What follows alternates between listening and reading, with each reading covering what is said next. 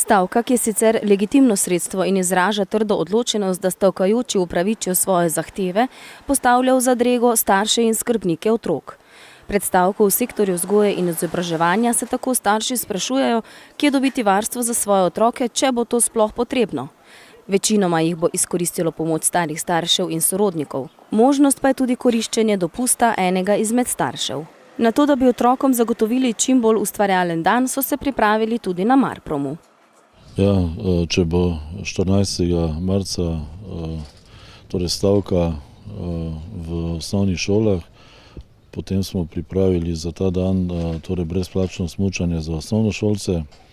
S tem želimo preprosto spodbuditi, da ta dan preživijo v povezavi s športom in rekreacijo in mislim, da je to koristno.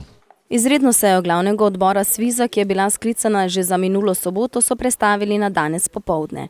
Na uradnih pogajanjih so sindikati z vladno stranjo želeli še urediti 2 do 3 ključni vprašanji. Med drugim so izpostavili zahtevo, da se uredi status razrednikov. Za opravljanje dela razrednika učitelj mesečno na učenca namreč prejme le 5 centov, kar znese od 70 centov do slaba 2 evra dodatka na mesec. Ne glede na to, ali razumemo in podpiramo vzgojitelje in učitelje ali ne, se poraja vprašanje, ali je prav, da organi starše o tem, ali stavka bo ali ne, obvestijo 5 minut pred 12.